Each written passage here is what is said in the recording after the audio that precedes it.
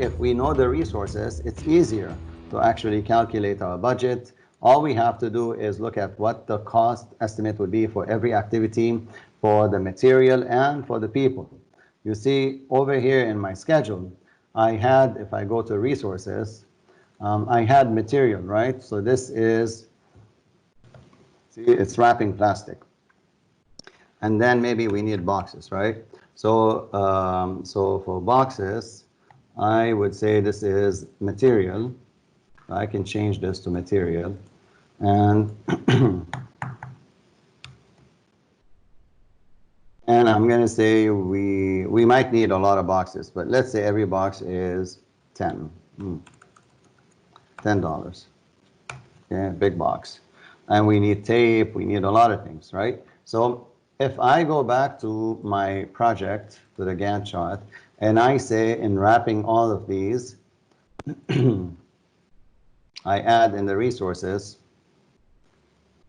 wrapping plastic, and I say we will use 4 units of the wrapping plastic, and we will use, no, we're not going to use boxes, so just 4 pieces of the wrapping plastic assign.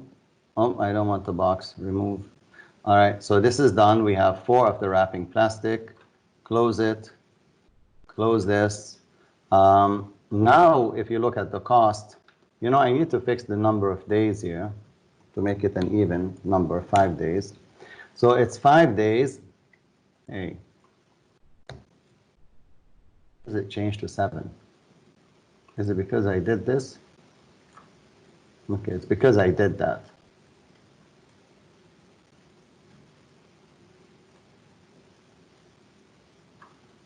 Who cares?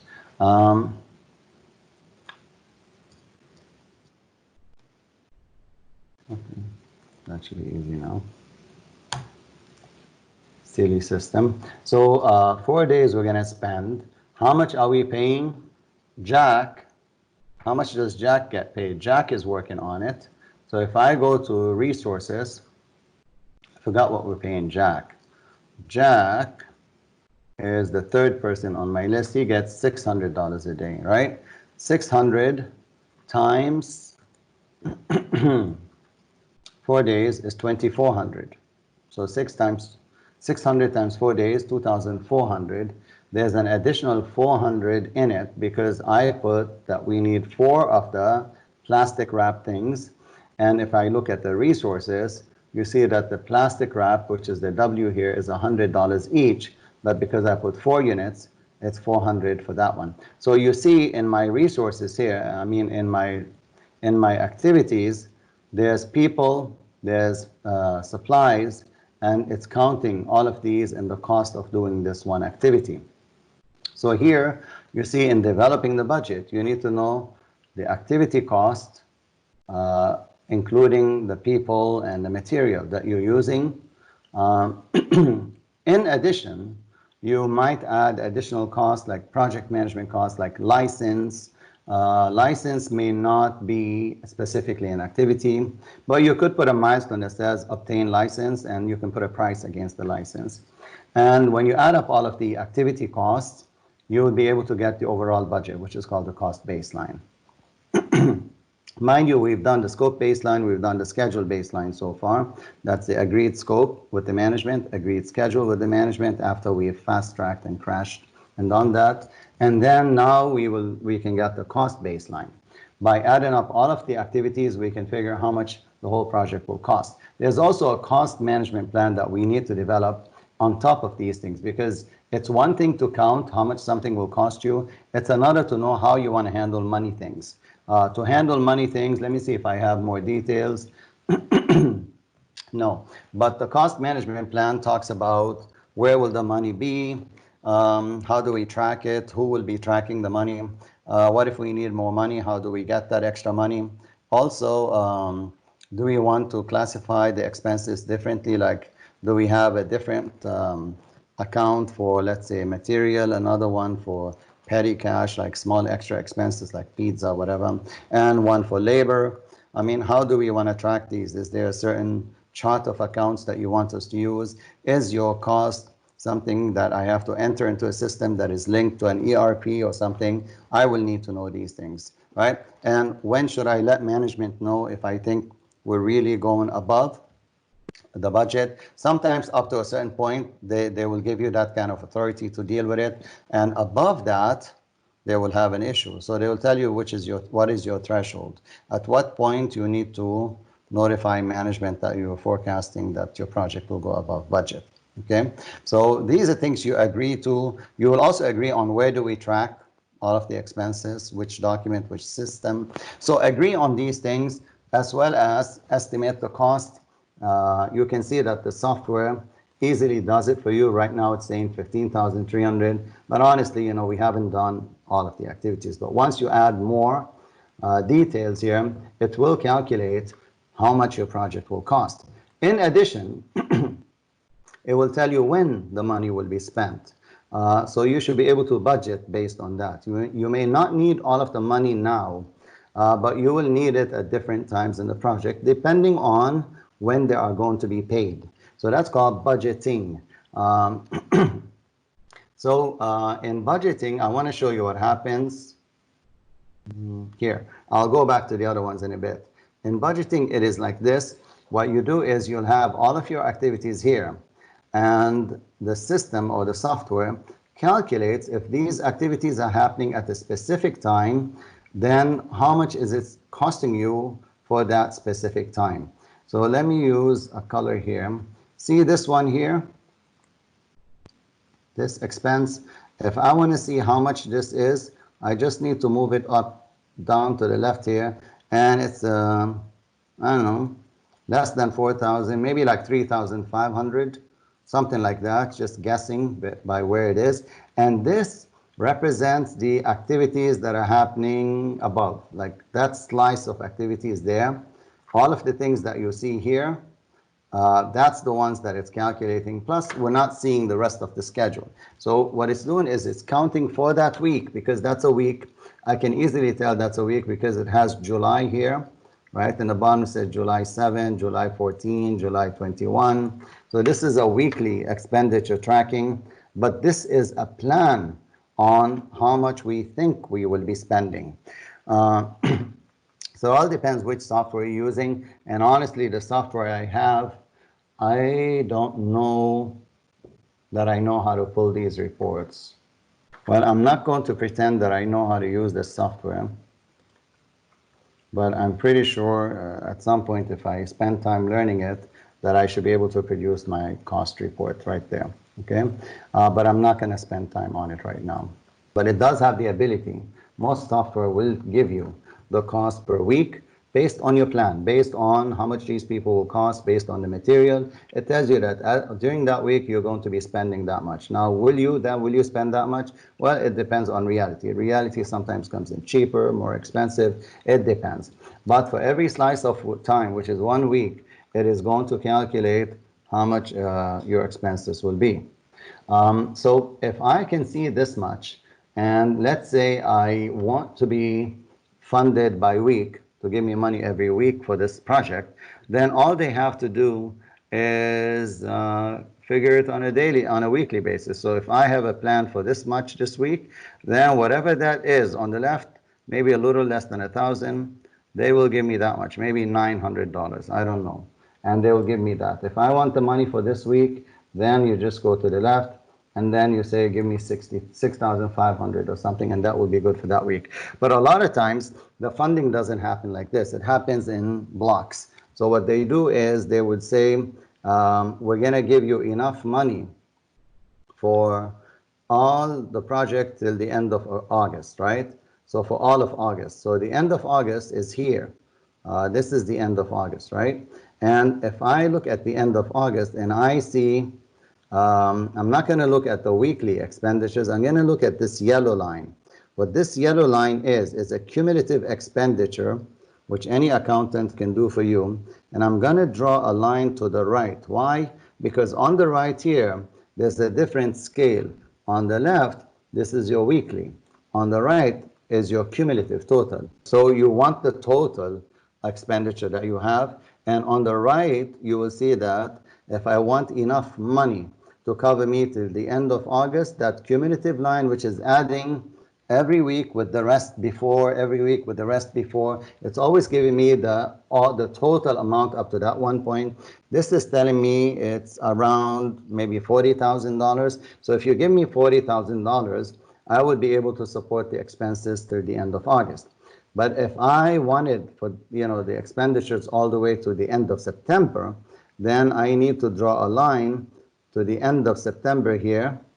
And when I get to the yellow line there, drag it out there, and you'll see it is probably somewhere around 50-something thousand, just below 60, right? So that's how you determine how much to fund the project. Usually this is being handled by finance, because finance may ask you for the project schedule and the expenditures against these, your projected expenditure, your planned expenditure, and they will budget accordingly. They will make sure the money is ready for your project so that when you get to that one point, they're ready to advance that money to the account from which the project will pay.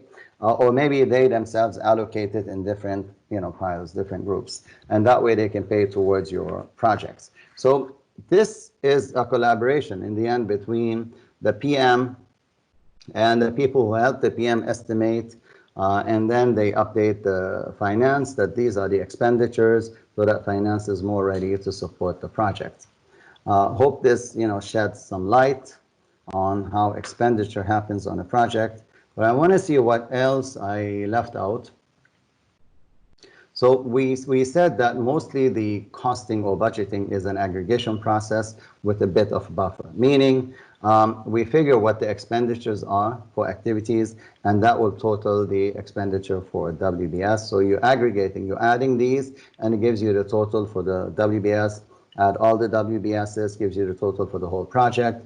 Most of the time we're adding a buffer, or we're adding for risk some reserve into each activity so that we are on the safe side. Budgeting as a word really means payments over time or planned expenditures over time. That's what budgeting is. The budget is the amount. The budgeting as an activity is figuring out how much I will be spending over a period of time. What you see here is a schedule that I actually developed a long time ago using Primavera. And I saved the screenshot. That's the only thing I have left of it. It's for website enhancement for a hotel, right? So you see that I have WBSs here, management, general requirements. And on the management, I have 4 activities: project management, configuration management, quality management, risk management. If I add these, they'll come up to 284 at the top. And if I add these down here, they come up to 73. But if I add all of the green numbers, they should come up to this one. But obviously, you're not seeing the whole project. Some of it is below the page. This is only a screenshot right now. So you can add all of the activities to get the WBS, all of the WBSs to get the total for the whole project. We add a buffer to be on the safe side. If you don't have a buffer, then too bad. But most people that give you estimates, they add a buffer on your team, just to be on the safe side. And there are 2 types of buffers or reserves that we add. Contingency reserve is the one that we add on activities because we think there's a risk to them that they may cost more. So for example, you think the movers who are on your project, maybe you plan to spend $15,000 on the movers.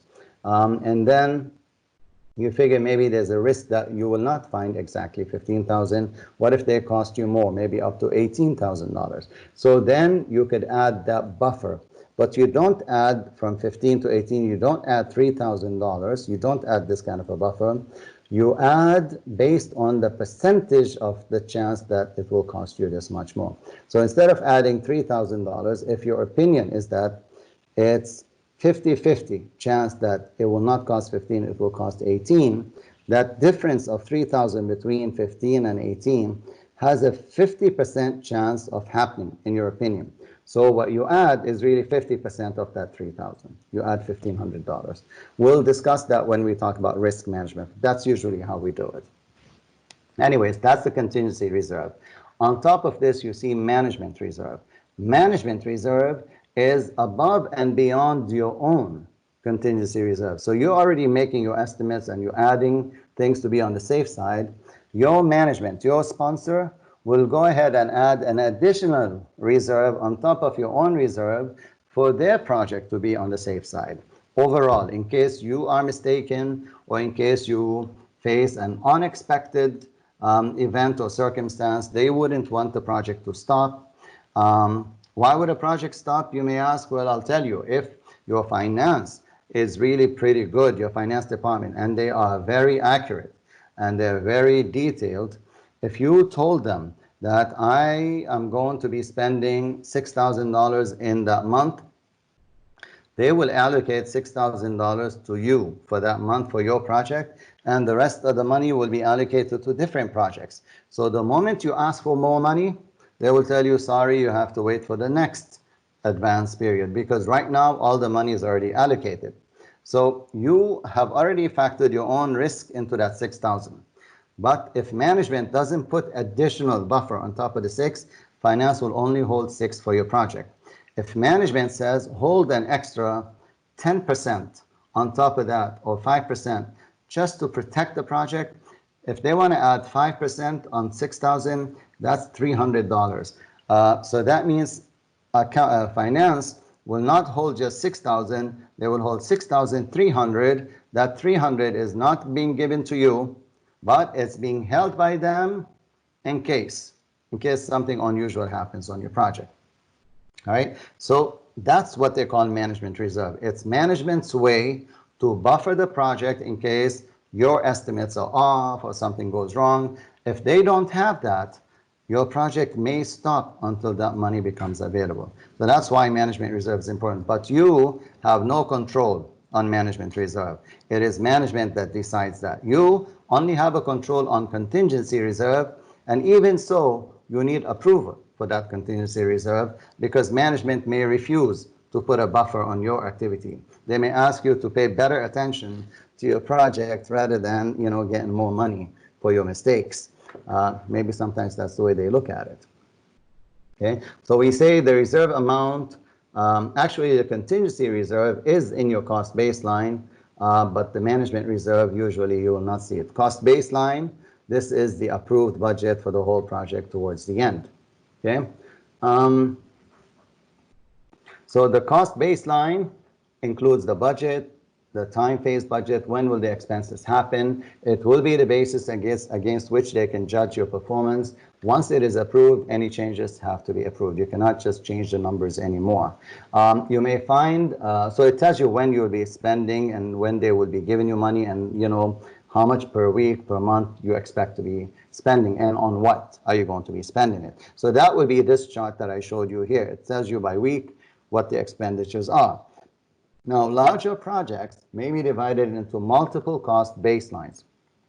Maybe they want one for domestic expenses and another one for international expenses on the project. Maybe they want one for material and another one, maybe one for like supplies and material, and the other one for labor, right? So they could slice it and dice it as they wish. They can give you a chart of accounts, and that's usually decided early on as part of your cost management plan.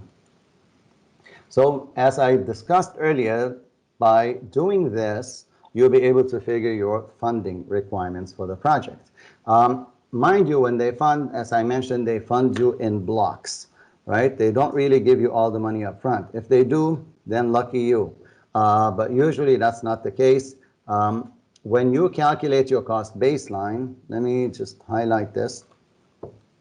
And I'm usually terrible when I'm drawing with this pencil, but this is the cost base. Oops, I drifted away. So that's my cost baseline. It's not straight, but that's it, right? That's the one there. Now, when they give you the money, they don't, they're not going to give you on a daily basis. They're going to give you a block of money. So they're going to give you that much. Let me draw a box. Let me choose a different color. They're going to give you that much. Okay, this much money here. Okay, that's the value they give you, and that, based on cumulative, that's what they think you should have spent by then. The cost baseline, by the way, this is cumulative. Okay, this is a cumulative chart. So they're going to give you enough to carry you to here, then they're going to give you enough to carry you to here, then another one to carry you to here, then another one. But what you'll notice towards the end is that you have a little bit of money left, this amount, above the baseline. And what that is, most of the time, is the management reserve. So sometimes when you're asking for your first advance in the beginning here, they would add a little bit more as part of the management reserve. So instead of giving you that 6,000, they give you maybe 6,300. What you will think is that 300 is from the next, advanced cycle, but when in fact it's part of your management reserve. Sometimes they do that. They insert additional management reserve because they're afraid if they leave it with finance, finance will use it for another project. So they take it in. Your direct manager will make sure it goes into your project. And if you don't use it because you didn't face any special events, then that money will be left at the end, and you can go buy pizza with it. Actually, I'm joking. That money that is left in the end, unfortunately, the organization gets it back. It's not your bonus.